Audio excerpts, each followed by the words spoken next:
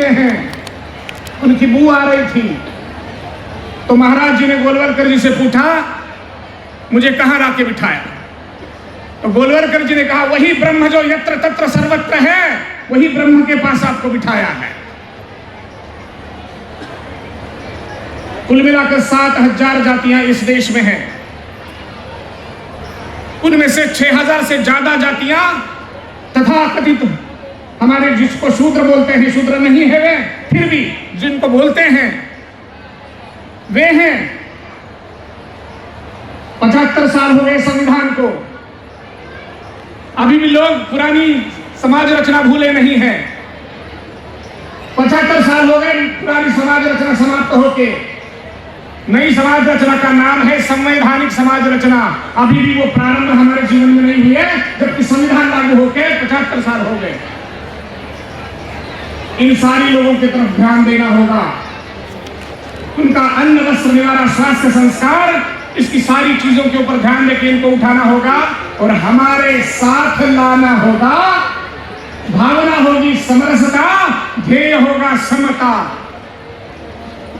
समता हम लाएंगे समरसता के माध्यम से। लानी समता ही है, लेकिन भावना समरसता की होनी चाहिए, उनके जीवन में समरसता आनी चाहिए। धुलिया जिले में लामकानी नाम का गांव है। उस गांव में मैं गया, शाम का समय था।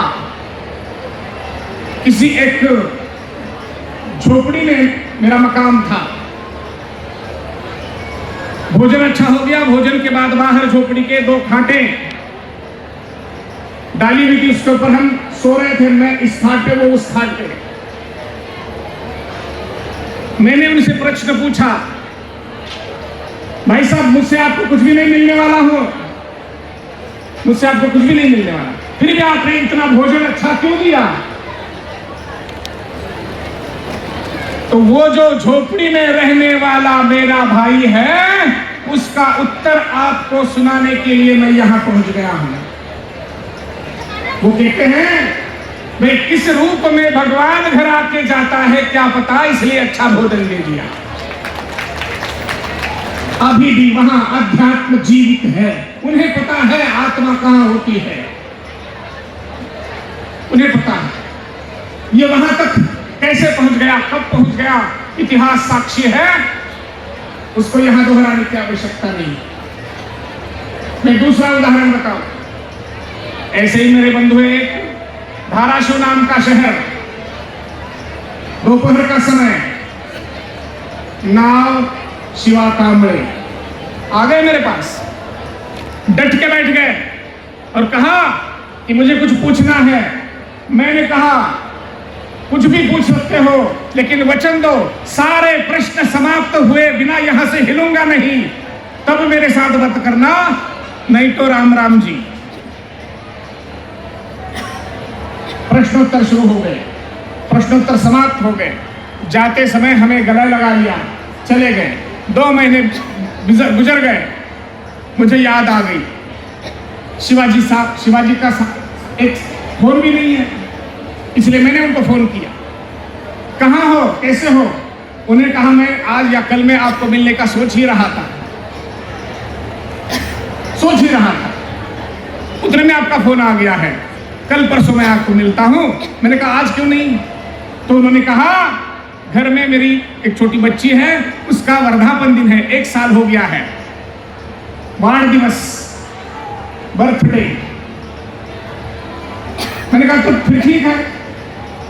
तो तुरंत उन्होंने कहा, नहीं, घर के ही केवल लोग बुलाए हैं, केवल घर के लोग, बाहर ही नहीं।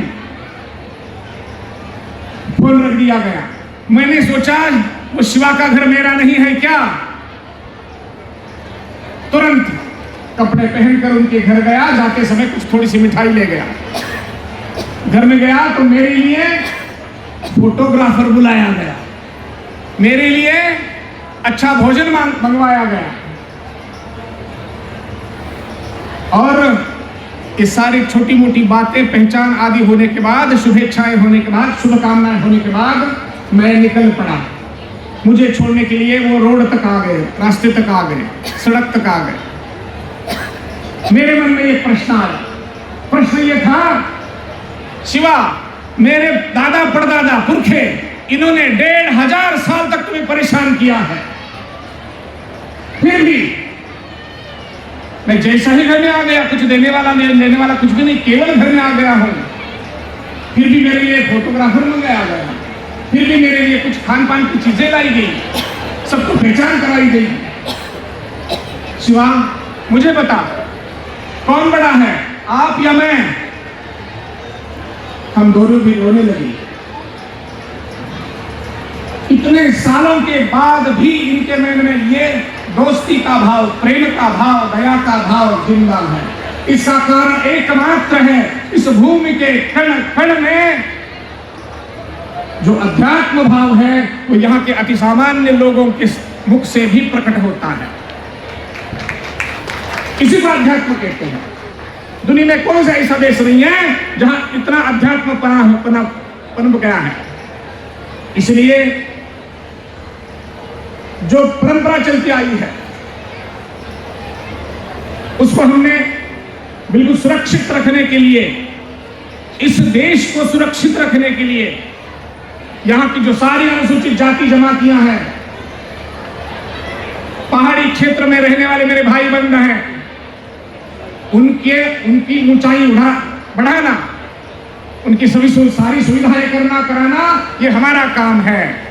इसलिए मैं आप सभी लोगों से आग्रह करता हूं कि इनकी ओर ध्यान देने के लिए अधिक से अधिक मात्रा में लोग आ जाएं। मैं जिस शहर में रहता हूं वहां केवल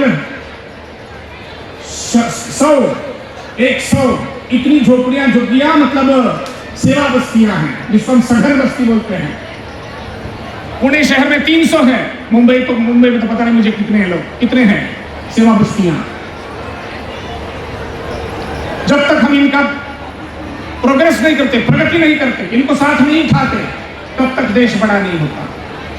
इनको जैसे ही आप उठाओगे तो ध्यान रखना, इनको अवसर दिया जाए, इनको चांस दिया जाए तो कुछ भी हो सकता है। एक कहानी कहकर मेरी बात समाप्त कर दूंगा, वाणी को विराम दूंगा। मैं ग्रामीण क्षेत्र से आता हूं, जिला बीड़, तहसील बीड़, ग्राम जेबा पिंपरी। अभी भी वहां मेरी खेती है, मेरा घर है। मेरे बड़े भाई थे, वो सारा कारोबार देखते थे। मैं जब इंजीनियरिंग में पढ़ता था तो भूतकाल में घर गया, तब मैंने पूछ लिया इतना सारा माल कैसे हो गया है। उन्होंने कहा कि घर से दूर, जिसको मालरान बोलते हैं, जिसको कभी जोता नहीं गया, कभी बोया नहीं गया, ऐसा खेत दूर है। इस वर्ष उसको जोता गया, उसमें तिल सिसहमम बोया गया। उत्पाद आना था 4 या 5 बोरियां, उत्पाद आ गया 10 बोरियां। मैंने हमारे भाई साहब को पूछा, अन्ना जी ये कैसे हुआ? बाकी हमारा जो खेत है हमारे हमेशा का, उसमें केवल 4-4 बोरियां होती है, इसमें 10 कैसे हो गई? अन्ना जी ने जो उत्तर दिया वो आपके पास पहुंचाना चाहता हूं। वो कहते हैं कि वो जो था खेत, वहां गत 1000 साल से कुछ बोया ही नहीं, कुछ जोता ही नहीं, कुछ कहाई का किया ही गया नहीं, इसलिए उसमें खाद मूल इतना पड़ा हुआ है कि थोड़ा सा भी अगर उसमें बोया जाए तो उसका उत्पाद 10 गुना आता है। मुझे लगता है कि आशय समझ गए होंगे। ये जो हमारा समाज है, जिसको डाउन टोटन समाज कहते हैं, मागास वर्ग कहते हैं, या ज्यादा स्पष्ट रूप में बोलना है तो अनुसूचित जाति जमातियां बोलते हैं, थोड़ा सा अवसर दिया जाए। मैं विश्वविद्यालय में संचालक रहा हूं, Gopnath Rao Munde national institute for rural development and research. मेरा अनुभव है, जब 2-3 दिन की छुट्टियां होती है तो भले घर के बच्चे अपने अपने घर चले जाते हैं, लेकिन ये जो मेरे भाई बंधु हैं वो वहीं रहते हैं, क्योंकि घर जाने के लिए पैसा ही नहीं होता। वहीं रहते हैं, पढ़ाई करते हैं। और मेरा अनुभव है कि पहले टॉप लिस्ट में 1, 2, 3, 4 नंबर इन्हीं लोगों के होते हैं। ऐसा होता है क्यों? खाद जितना भी पड़ा हुआ है 1000 साल का, अब वो ऊपर आ रहा है, उग रहा है, उत्पाद दे रहा है।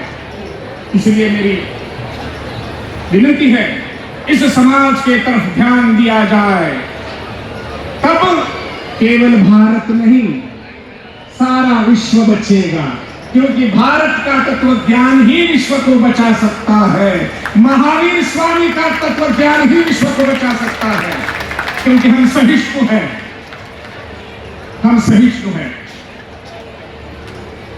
यौ वैदिका मंत्र दृश्य पुराणा इंद्रम यमं मातरिश्वानमाहुः वेदांतिनो निर्वचनीयमेकं यं ब्रह्म शब्देन विनिर्दिशन्ति बुद्धस्तथार्हन्निति बौद्ध जैना सत्श्री अकालेति च सिक्ख सन्तः शास्त्रेति केचित् कतिचित् पुराणः स्वामेति मातेति पितेति भक्त्या यं प्रार्थयन्ते जगदीशितारं स एक एव प्रभुरद्वितीयः।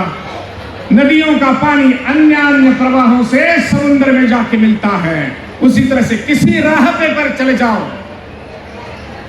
जो चाहे जिस पथ से आए साधक केंद्र बिंदु पहुंचेगा। हिंदू बचेगा, विश्व बचेगा। ध्यान रखना, आज यही युग धर्म हमारा, जिस माता के प्रेम स्नेह से पोषित है हम सबके यह तन, करती आज करुणा क्रंदन, हम सबका है उन्नत जीवन।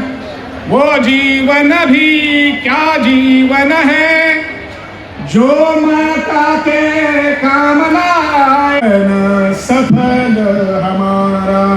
आज यही युग धर्म हमारा, आज यही युग धर्म